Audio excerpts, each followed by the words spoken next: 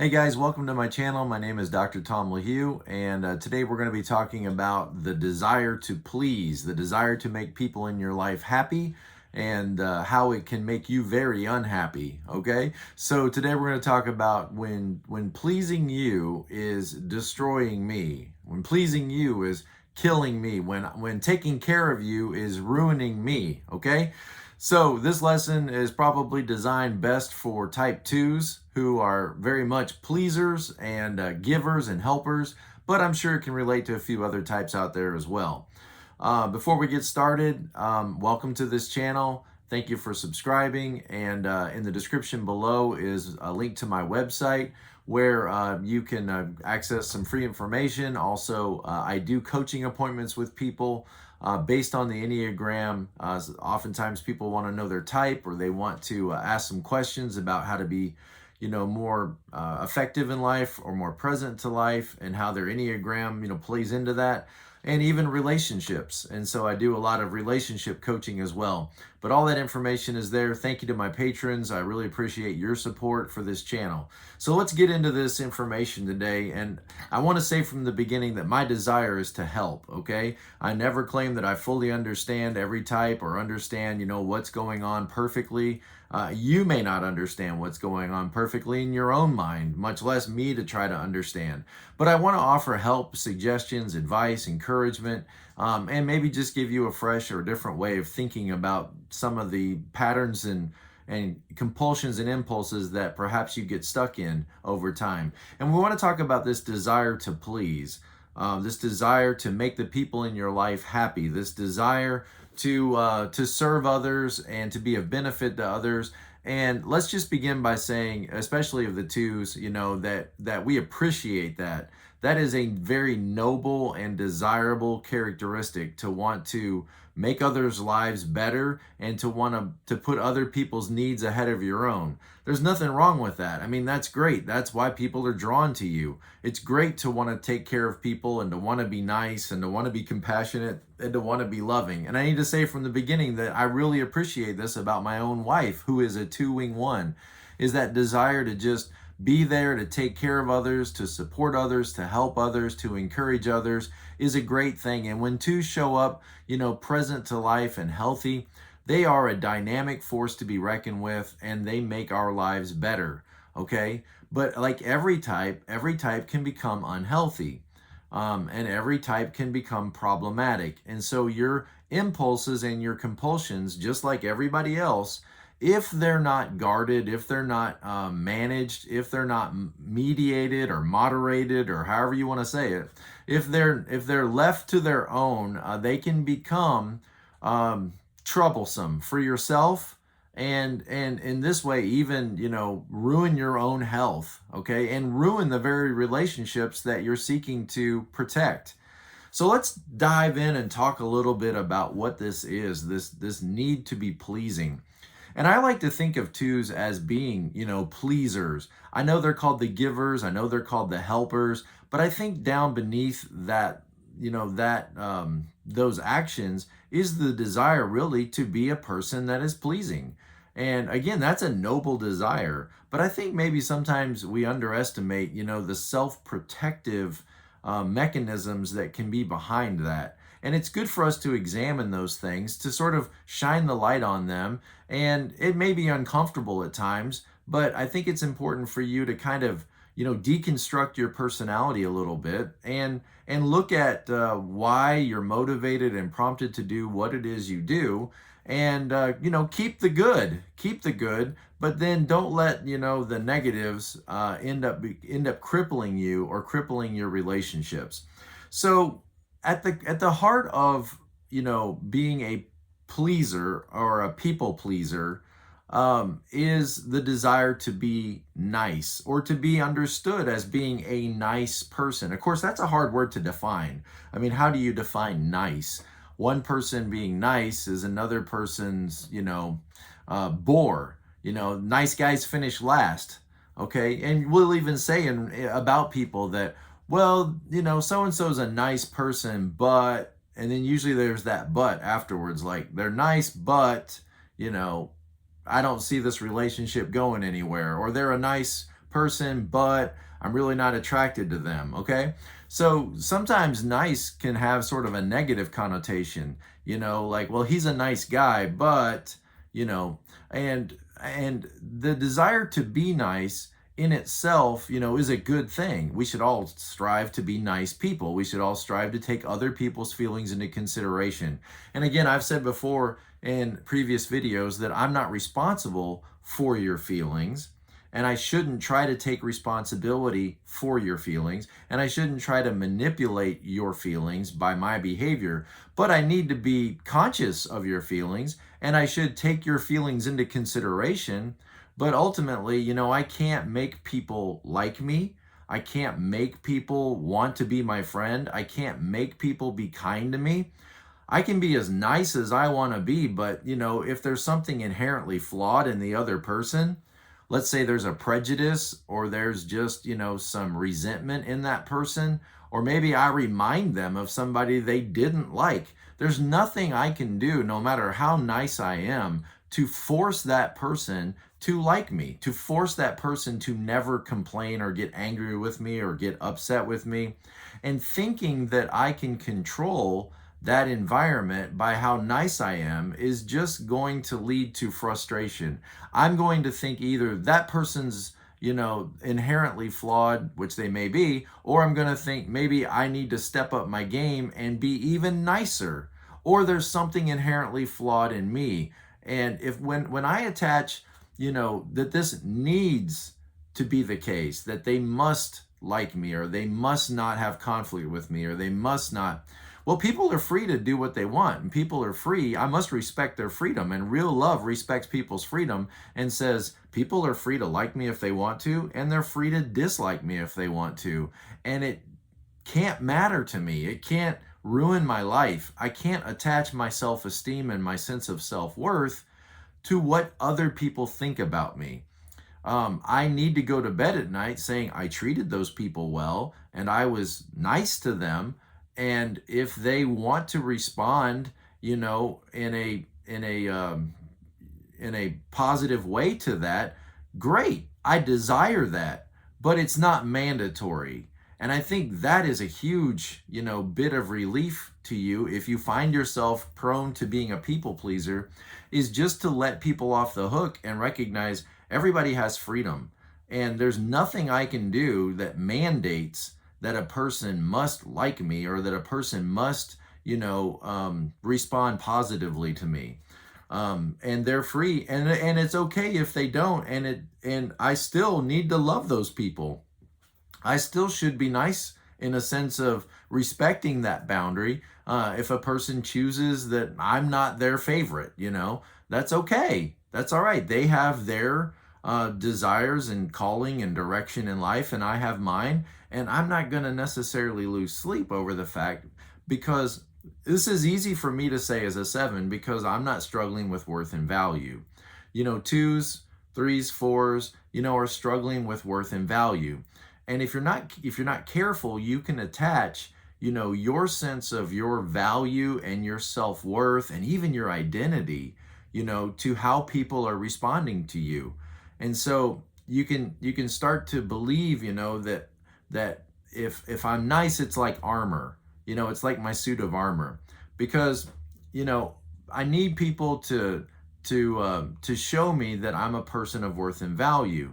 And you attract more flies with honey than with vinegar. And so I'm going to be kind, I'm going to be nice, I'm going to moderate myself, I'm going to not speak up, when maybe I should speak up, and I'm not going to tell people no, I'm not going to have strong boundaries with people, all because I need people to let me know that I'm a good, loving, nice, kind, person of worth and value. But again, remember, you are a person of worth and value, even if you struggle with knowing that at times. You have intrinsic value and worth simply because of your DNA, simply because you're created in the image of God, simply because you exist as a human. You have immense worth and value, so much so that if somebody were to kill you, they would go to prison. In the old days, their life would be taken for taking your life. You have tremendous worth and value. Every baby you pick up whether they're nice or not, or whether they've achieved anything or attained anything in life, they are of immense value and worth, and that doesn't change simply because you're in your 20s or your 40s. You are a person of worth and value, okay? When that becomes foggy and you can lose sight of your worth and value, then you might go off in an effort to try to establish that worth and value. And one way to do that is to become valuable to people, to become valuable to them by what you give them, by what you by how you make them feel, by meeting their needs. And so the hope is these people will want me around because of the value I add to them. And so what happens sometimes is, especially for twos, is they can lose sight of taking care of themselves in a bid or in an effort to take care of others. I must become, see the compulsion, I must become a person of worth and value to these important people in my life, so that I can then be sure of my own worth and value. And when you lose sight of your intrinsic worth and value, you will then seek to establish that in some extrinsic way. And the extrinsic way is I am needed by you. I am needed by you, and therefore then you'll love me because you need me. And that's really kind of backwards, you know. I will make you need me, and therefore then you'll love me. It's really kind of backwards if you think about it. It usually works the other way. I love you, you know, and therefore now because I love you, I need you in my life. This can get twisted sometimes with twos. They're creating a sense of dependency in the other person to establish their own sense of worth and value. So they're nice to others, but who are they not nice to? Sometimes they're not nice to themselves. Sometimes as twos, you're not nice to yourself. You're not giving the same attention and care to your own needs as you are to others. In fact, you know, you might even have the idea that taking care of yourself is selfish. Like taking care of your own needs and giving yourself space and taking a break and taking a rest and just enjoying, you know, your time to do your thing, that is selfish because all these people out there, you know, they need your help, they need your assistance, and you're spending your best hours of your day, you know, in leisure taking care of yourself. And so that might even feel like taking care of yourself is the wrong thing to do. But if you don't take care of yourself, eventually, you know, you're not going to be able to take care of others. You're not going to be able to show up in a way that's helpful to others because you won't have the energy. Not only will you not have the energy, but you won't have the emotional energy, because often, you know, your desire is that people would reciprocate that kindness and reciprocate that love and reciprocate that goodness and that gentleness and that appreciation to you that you're showing to them. You're honestly showing love and showing kindness and showing grace and all that. And your hope, you know, is that those people in a perfect world would reciprocate that and want you in their life, want you to be present in their lives. That only makes sense, you know. But sometimes they don't reciprocate. Sometimes the other types start to take you for granted. You know I do. Sometimes we start to take the twos in our life for granted, and we just kind of expect them to show up. We just kind of expect that, well, of course you're going to be there. Of course you're going to say those kind words. Of course you're going to show up when I have a need. And so we just start to take the twos for granted, which when you are taken for granted and you're not appreciated for the contribution that you're making, and you find it hard, you know, to speak up and risk causing, you know, upset feelings by voicing your complaint. So the two doesn't, you know, their whole goal is to be pleasing. And so when they're upset and they're feeling that resentment and feeling that bitterness and feeling that frustration, they may not speak up. You may not feel like you're allowed to speak up and share that with the important people in your life because you don't want to be unpleasing. And you don't want to call attention to the fact that serving people and giving people is tiresome work. You don't want to call attention to that because you're not wanting necessarily to be patted on the back. You're not wanting, you know, the spotlight to be on you. That's the whole point. You want the spotlight not to be on you, to be on others. But this can when it's not reciprocated to the level in which, it should be, or you feel like it should be, there's a tendency for you to feel unwanted, uncared for, unappreciated, and that is going to build up, sort of a recipe for resentment within you, bitterness, frustration, and really, let's call it what it is, anger and hurt.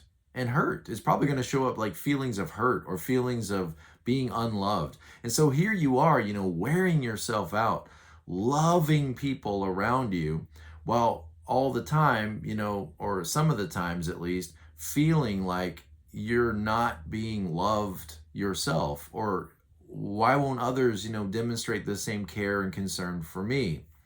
And that's a very uncomfortable place to be. That's a very discouraging place to be. And what it can be kind of proving to you is that this pleasing of people isn't always an effective strategy. It doesn't always work like you think it would work. It doesn't always bring about the response that you might expect it to bring about. You expect that if I'm going to take care of all these people and be nice and temper my attitude and not be mean and not be ugly and not be hateful, and that it will then cause the people in my life to want me and want to be around me and love me and care for me and never say anything, mean to me, and never, be ugly to me or rude to me. But what real life often teaches us is that doesn't always work. It's not a perfect strategy. And I think one of the reasons is because, and this is going to be a hard truth that you already know, but something that you need to hear and maybe think about, is life is not fair. Life is not fair because people will not necessarily respond to you the way your actions, you feel your actions deserve. In a perfect world, you take care of somebody and you love them and you give them attention and you meet their needs, and then they would respond the same way to you. But life is not fair. Life does not always work out that way, and sometimes the nice guy finishes last. Sometimes the nice guy doesn't, win the trophy, doesn't, get the response. They get broken up with too, just like everybody else. People also, want to not only need you, but they themselves want to be needed by you. And you may not be giving much room for the other person to do for you, to take care of you. And so other people, part of their need is that they themselves want to be needed by you. And if you don't let them, okay, well, let's keep going here. I'm getting kind of ahead of myself. So people pleasing can become, a dangerous place to be, because your self-esteem can end up getting all tied up with how much you're doing for others and how much, of service you're providing to others. And it's not a magic formula. It doesn't work every time. You can still, no matter how much you do for others, end up being rejected, end up being unwanted, end up being alone. And I think really at the end of the day, that's part of what this is all about. Is there is a deep fear or a deep, loathing of those kinds of things in your life. Like, who wants to be rejected? Who wants to be, unwanted? Who wants to be alone? Who wants to be yelled at, or somebody to be upset with you, or to always be in conflict or turmoil? Who wants that? Nobody wants that. And so, like, as a little kid, you kind of got it figured out that, if I'm nice and I'm kind and I'm pleasing and I take care of, people in my family, then I can avoid a lot of those painful feelings and a lot of those painful emotions that I don't want. Well, that's not always true. Even, twos who are very pleasing oriented sometimes have difficulties in marriage, sometimes have difficulties in their relationships, and sometimes end up getting divorced, and sometimes end up feeling unloved and unwanted. So it's not a perfect strategy. It's a fallen strategy that doesn't always work the way it should, because life is not fair. We do not live in the Garden of Eden, and all of these, Enneagram types are broken paths to get through a broken world. And yes, often being nice and being kind and being thoughtful and being helpful does protect you from a lot of negative feedback, but it doesn't always work perfectly. And it doesn't always force people, to care about you or to be thoughtful of you. Sometimes people, for whatever reasons, are just, having a bad day, or are frustrated or angry, and they're not required to treat you the way you really deserve to be treated. So being nice is not the same thing as being authentic. Okay, being nice is not the same thing as being real. And sometimes your desire to be nice can keep you from being authentic with people. The reality is, and this is hard to hear, but the reality is you shouldn't be nice to everybody. There are people in your world that their desire is to exploit you. Okay, their desire is to manipulate you, to exploit you, and to rob you of anything that they can get out of you. Okay, there are people that are users, that are abusers, that are mean-spirited, that are only in it for whatever they can get for themselves. And they will take from you if you give them the opportunity. Those kinds of people that exist, you shouldn't be nice to them. You should be straightforward and direct with them. You should have boundaries against them. But see, nice people or people pleasers sometimes feel like it's wrong to have boundaries. It's wrong to tell people no. It's not nice to tell people no. But to be nice, you must also be nice to yourself. Okay, you need to be respectful of yourself and of your own body and of your own will and of your own emotions, and own all of those, even if they're painful. And think about this, guys. This is a 7 telling you this about owning painful emotions, okay? Which is hard for 7s to do. It's hard for 7s to have boundaries too, because we want everybody to like us, and we want to get along with everybody, and we want everybody to feel good, right? But the reality is there are people, I have to lean on my 8 wing, and 2s, you guys go to 8. That 8 is there for a reason, and that reason is, most of all, so that you'll say no to people, so that you'll deal with conflict when it's there, not run away from it and say, it's too painful, people might be upset, they might reject me further if I call out bad behavior. That 8 is there for a reason. That 1 is there for a reason. Go down the list and do what needs to be done, and what needs to be done sometimes is people need to be confronted. You might need to go to that 8 and have it out with people in a kind, loving, caring way. But to actually sit down and discuss with them what the problem is, or to let your boundaries be known. And, if you really care about protecting yourself, there's other strategies than just being nice.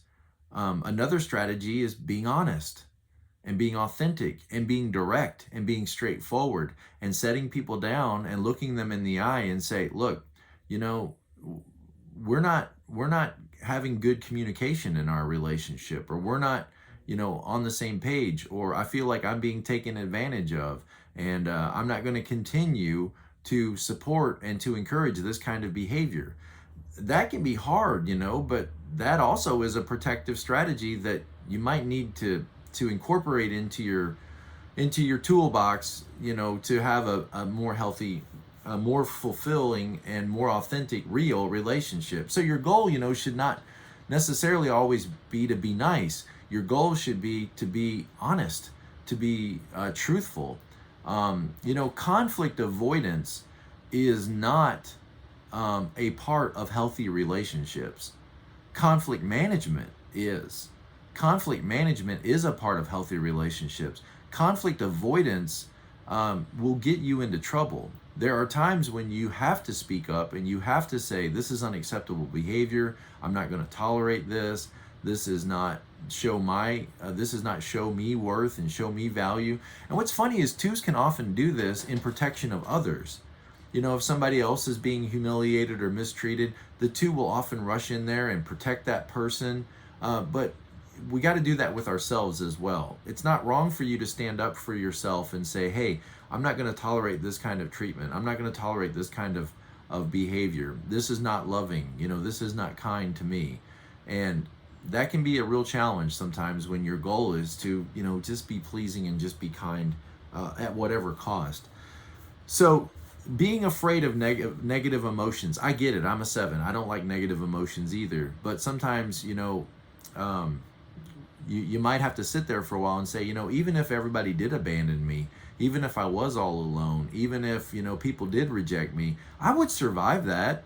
You know, it wouldn't be the end of the world. I would go on. Life would go on. My eyes wouldn't melt. My hair wouldn't catch on fire. You know, my skin wouldn't fall off. I would be able to survive that. And ultimately, if everybody rejected me, I would still have worth and value, because my worth and value doesn't come from other people or their estimation of me. My worth and value comes intrinsically from my DNA of who I am and that I've been made for a purpose. My value and my worth are not determined by what people think of me or by how people treat me or how people, you know, respond to me. I want them. There's a desire. That's a good desire. I desire for people to treat me well. I desire for people to reciprocate love and kindness and grace. And it's totally fine if it's a desire. It's when it becomes a must, ought, or should. When people must treat you this way, when people ought to, when people need to, when people have to, then it becomes very rigid. And in that rigidness, it's not flexible anymore. And things that aren't flexible often break. And it could be your self-esteem that's going to break. It could be the relationship that's going to break.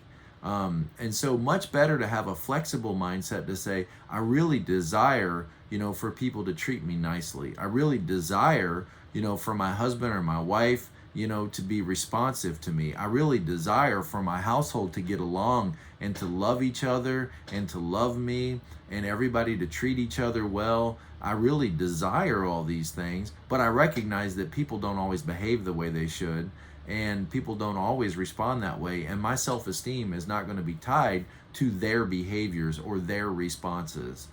And so I have to be willing to not be afraid to deal with negative stuff and to face negative things like rejection, like abandonment, like anger, and that those things all need to be processed and dealt with. And that's what it means to be real. That's what it means to be authentic. And that's what it means to be balanced as a person. Okay, so let's see, what else? Constructively dealing with conflict, rather than it just, you know, sitting inside you and becoming bitterness and becoming resentment, which it easily can be.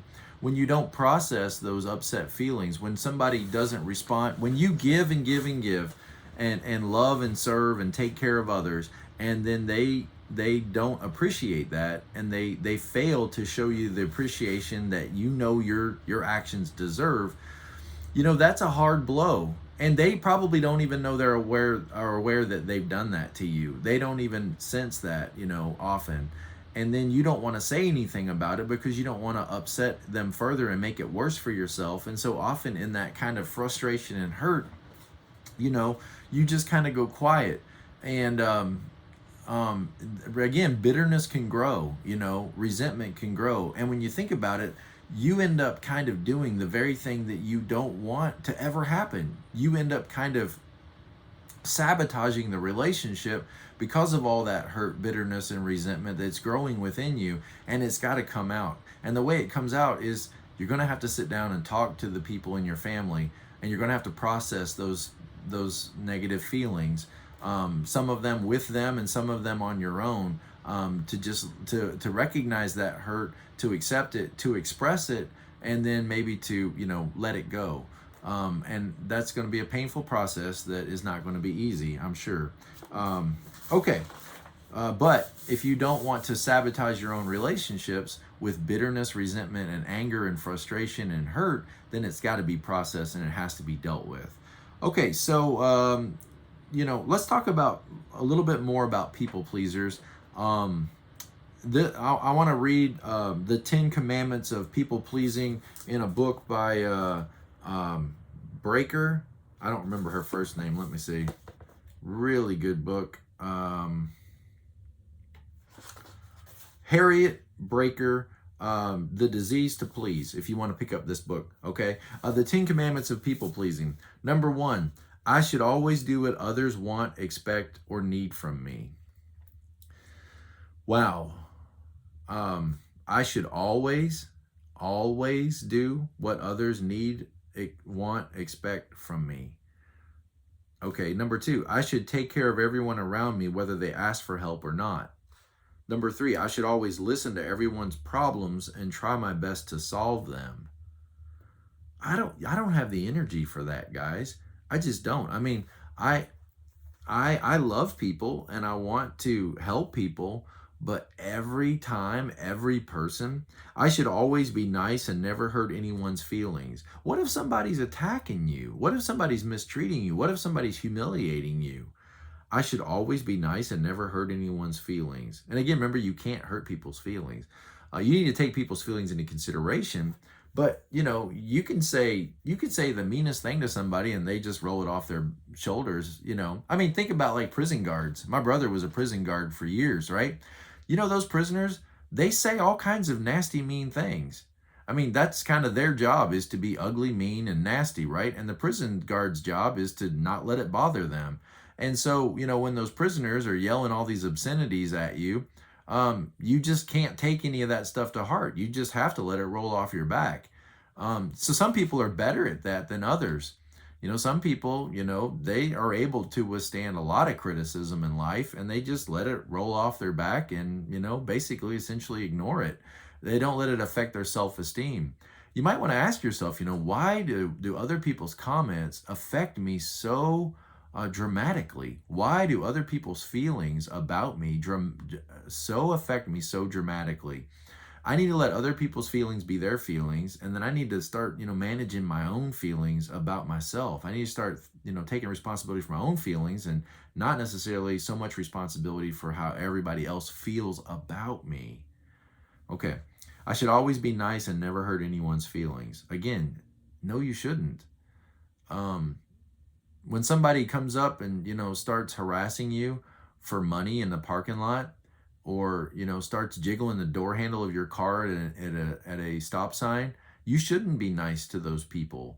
You should be very self-protective, and there's other ways to protect yourself besides being nice. Sometimes you can protect yourself by screaming at them or by yelling at them or telling them to stop and to back up and to get away. Okay, I should always put other people first before me. I should always put other people first before me. Well, certainly, toddlers, infants, children, when people are at risk, those kinds of things. But, if you deteriorate by neglecting yourself, I mean, think about the paradox of this as a two, is I want other people to love me and to be true to me and to take care of me and to meet my needs. So that's what generates a lot of the behavior, is I meet other people's needs, I take care of other people, I'm there for other people, and the hope is that will be reciprocated and they will love me and care for me and all that. Okay, I want people, at the end of the day, I want people to love me and care for me and take care of me, but I don't myself. Look at the paradox. I don't take care of myself. I minimize my own needs. I minimize my own wants and desires. I minimize my own voice until maybe you don't even hear your own needs and your own desires anymore. Think of that paradox, okay? Other people have to come first, right? And then I have to come last. And again, that's very admirable in most situations, okay? In most situations, that's very admirable. But when you make that a always, must, always, it's very rigid. It's very rigid. Okay, I should never say no to anyone. I have to go back to that first one. When other people's needs come first, when's your day off? When's your day off?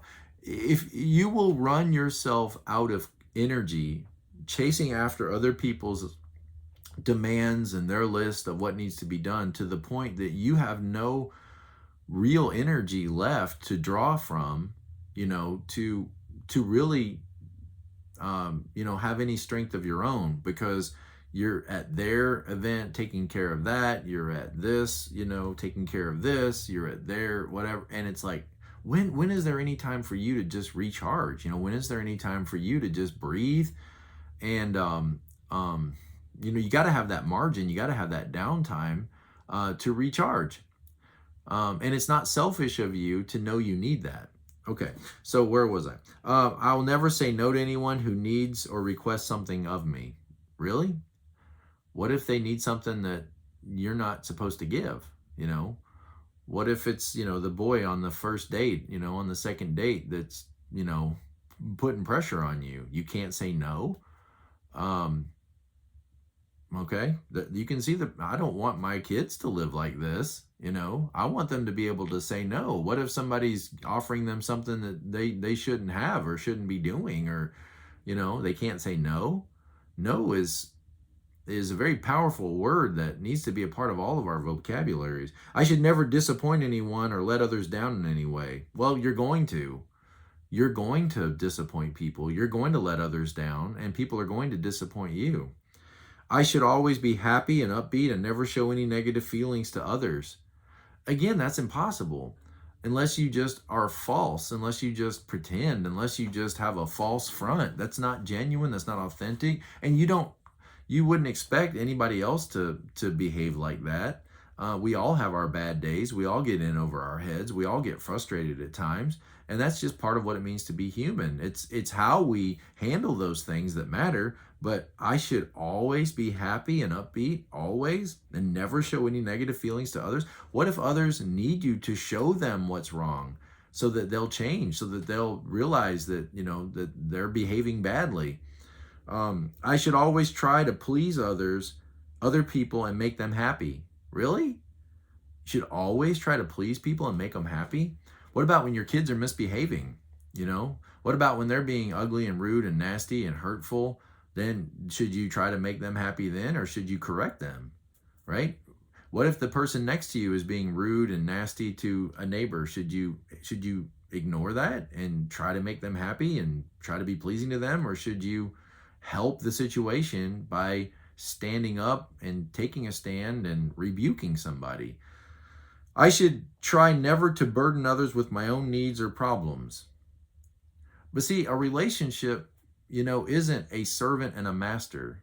This isn't I Dream of Jeannie, right? A servant and a master. A relationship is two people that mutually need from each other and mutually meet each other's needs. And part of the reason I love my wife, is that I'm able to do things for her. When I do something for her, I feel like I'm investing into her and investing into that relationship. If she doesn't let me meet any of her needs, or even know she has needs, if you're not letting the people in your life know that you have needs and letting them meet your needs, then they're missing a great part of the relationship. Think how much, in your good days, how much you enjoy meeting somebody's needs, how great that feels to know that you helped in some way or made somebody, brighten somebody's day. How great does that feel for you when it works out and everything is, perfect? How great does that feel? Well, you want other people to have that same feeling when they take care of you, right? Don't you want other people to be able to experience that joy of giving? Are you allowing them to give to you? Are you making it known where they could meet your needs, and then, allowing them to come through for you and experience that joy of helping you and of giving to you? Something to think about. All right, so here's the 7 deadly shoulds. Other people should appreciate and love me because of all the things I do for them. Okay. And I'm not arguing that they should or shouldn't. I'm just saying they won't. All right. So when you know that they won't always respond this way, see how rigid that is? What we should say is, it's nice when other people appreciate me and love me.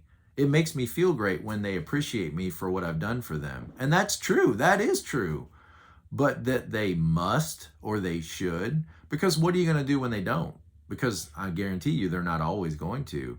You see, then either they're bad or I'm not trying hard enough. I need to step up my game and I need to do even more. So it can become like an addiction, you know? I need that person's appreciation, or how do I know that I have any value? How do I know that I have any worth or any value if they don't appreciate me? But you do, remember, you do have worth and value. So yes, it's nice when people appreciate you. It's nice when people, you know, show their gratitude, but they should, they ought to, they need to. Um, you're setting yourself up for some problems, aren't you? In your thinking. It's your thinking that's setting you up for problems. Because when they don't respond the way you think they should, remember, they're free agents who can respond any way they want to. When they don't respond the way you think they should, then there's something wrong with them or there's something wrong with me. There may not be anything wrong. People are allowed to have whatever responses they want to have, and then you have to then, you know, be understanding of that. Okay, number 2, other people should always like and approve of me because of how hard I work to please them.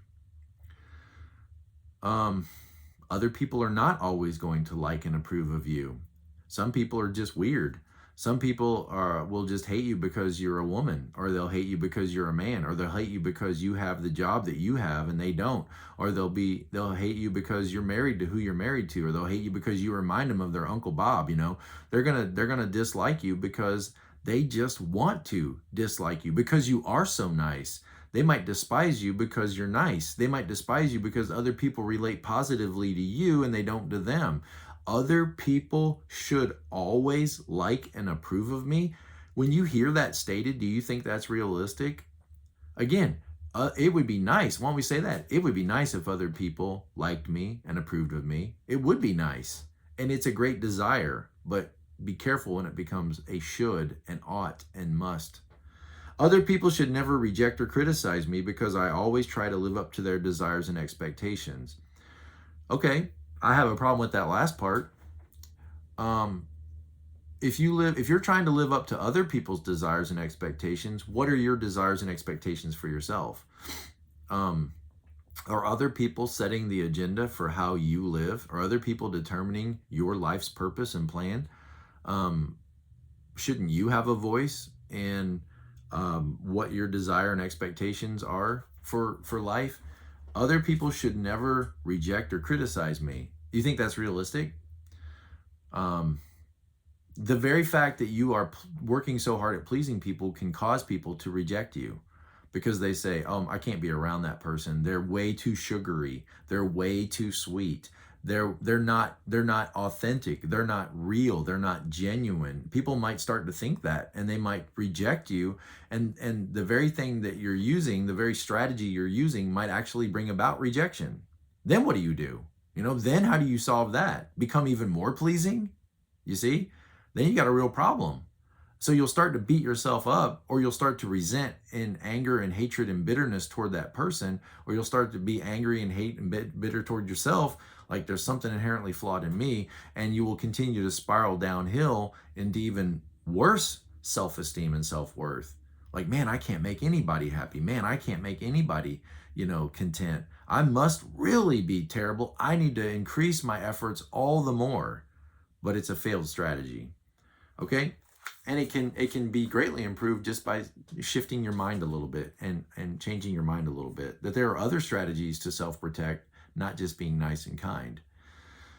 Sometimes being genuine, authentic, real, and confronting problems when they happen can also be a great self-protective strategy that could balance you a little bit. Other people should be kind and caring to me in return because of how well I treat them. Okay. Wouldn't it be nice if other people were kind and caring? Other people should never hurt me or treat me unfairly because I'm so nice to them. Other people will hurt you, and other people will treat you unfairly because remember the premise, one of the first premises we talked about was life is unfair. Once you can accept that life doesn't reciprocate perfectly, that it is unfair, then you expect now for people to treat you unfairly because life by definition is unfair. Okay? Other people should never leave or abandon me because of how much I make them need me. Other people will leave and abandon you. They will grow up, they will leave home, they will go off, and they will move away.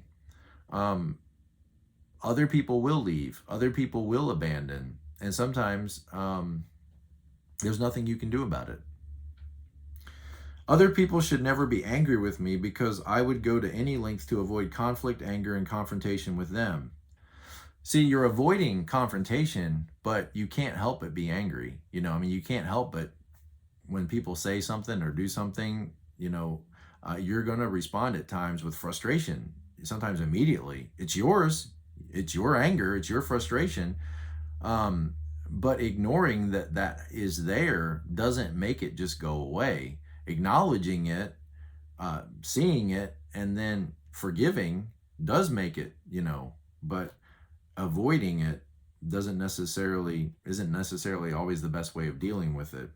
So it's great to have preferences, it's great to have desires, and it's great to state those as desires. Those things should be stated as desires rather than oughts, shoulds. Realize this, there is no rational reason why anybody must like you. There is no rational reason why anybody must follow any of those rules. There's no rational reason. People are free to do what they want, and no one has to love you, and no one has to appreciate you. Even if you were to, dance across the aisle to try to gain their approval, there's no rational reason why people have to give you their approval. And here's the awesome secret is you don't need it. It'd be nice to have it, but you don't need it. You don't need other people's approval. You don't need other people's appreciation. It's nice to have it, but think like when you're raising kids. Kids don't appreciate you disciplining them. They don't appreciate that, but you don't do it for their appreciation and their approval. You do it because you love them, not because you need them to think you're great or think you're kind or think you're nice, because at that moment they don't think that. But you do what's best for them because you love and care about them. So it's nice when people appreciate and approve and respond with love toward you, but you don't need it. You don't need it. Because your self-worth and your identity has to be tied to something greater than their response to you, or you're always subject to the whims of that person's emotions and response of the moment. The bottom line is the only thing that you should eliminate are all of the shoulds and oughts from your life. How other people should behave, how other people ought to behave, all these demanding statements, are not realistic. And you can state them as desires and preferences, and I think that's fine, but you are setting yourself up for a lot of relational turmoil and a lot of problems and the people around you when it becomes mandatory that they respond to you in the way that you think they should. Every day, you kind of wake up with this sense of, I have to prove myself, I have to prove my worth and value by what I do. Why isn't there a reservoir, built up over time of I know my family loves me, and I know I love my family because we've all, cared for each other for years. We've taken care of each other. And there's this deep reservoir of all of this that we've done for each other, this shared experience for each other. I don't have to prove that every day. I don't have to, wake up and verify and validate myself and prove myself and my love for them every day anew. So perfection, no. Striving for excellence, yes. Every day I want to be the best dad I can be. Every day I want to be the best mom I can be, the best friend I can be. But I have to be gentle with myself and say, I'm never going to do this perfectly. And other people are not always going to respond to me the way I wish they would. But that doesn't mean they don't love me. Maybe they are loving me, and maybe it just looks different and their needs are different than mine are. Okay, well, I hope this video was helpful. And like I said, I totally want to be helpful. I don't want to be reprimanding or anything like that. I just want to, things that I think about and things I'm learning and processing, I want to share on with you to make your relationships as great as they can be and help you be as healthy and as balanced as possible. So blessings, and as always, be present to life, guys. Thank you.